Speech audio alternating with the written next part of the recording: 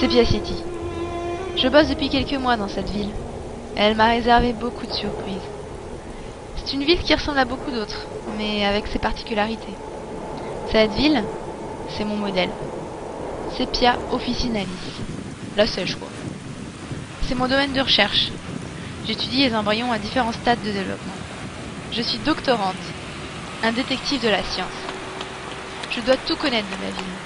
Chacun de ses recoins, son développement, son évolution, sa morphologie. Mon boulot, c'est de faire des investigations pour mieux connaître cet organisme particulier et pourtant proche de nous. Ma cible, c'est un gène, NK4 qui s'appelle. C'est pas le seul dans sa bande. NK2, NK6, c'est mon terrain. En ce moment, je cherche dans quelle structure il intervient. Ses lieux d'action, son rôle au cours de développement. J'ai fait des recherches dans des publis. Toutes me disent que ce gène intervient au niveau des muscles cardiaques, chez nous, les vertébrés. Mais chez la sèche, on ne sait pas. C'est dommage, un si beau modèle. C'est un céphalopode, comme le calmar, le poulpe. Ils font partie des mollusques. Vous voyez les coquillages, les escargots? Pourtant, eux, possèdent un vrai cerveau. Un manteau, des bras pour se déplacer, des tentacules pour capturer leur proie. Des caractères que n'ont pas les autres mollusques. Des caractères dérivés. Et puis, des traits communs, nous, les hommes, comme ces yeux qui ressemblent tant aux nôtres. Pour localiser ce gaillard, j'ai une combine. Hybridation in situ, qu'elle s'appelle. Grâce à un indice, la sonde, je localise mon gène dans mon embryon de sèche. Je vois dans quel quartier de ma ville ma cible est active. Au boulot.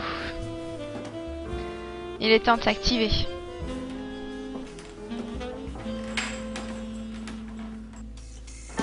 Pour ce que j'ai à faire, pas d'hésitation. Je sais où aller. Le labo, le repère de tous les biologistes en quête de découverte. C'est là que tout se passe. Ici, habileté, précision et patience sont de rigueur. Ah Sandra, ça fait longtemps qu'on t'avait pas vu traîner dans le coin. La sonde. Qu'est-ce que je te sers? Un beauté.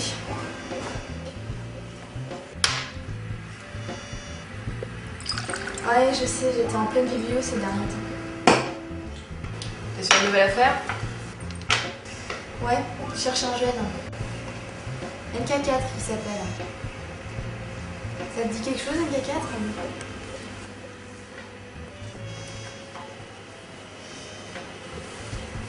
Ça se pourrait.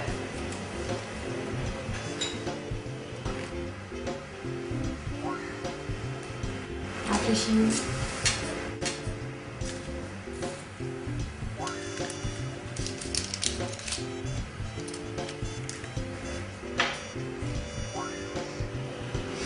Vous pouvez pas mieux tourner. Mais moi c'est simple. On est collés l'un à l'autre. On est complémentaires comme qui dirait. Je vais te le choper moi ton gène.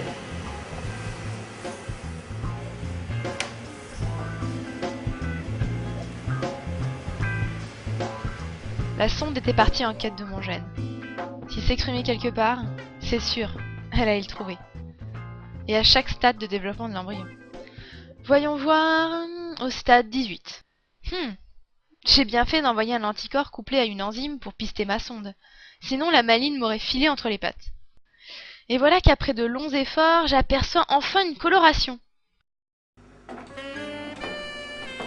Finalement, la sonde a trouvé mon gène. Il s'exprime dans les bras, le manteau et les branchies. Et ceci à différents stades. Sacré NK4. Il serait donc responsable de la formation de ce type de muscle chez la sèche.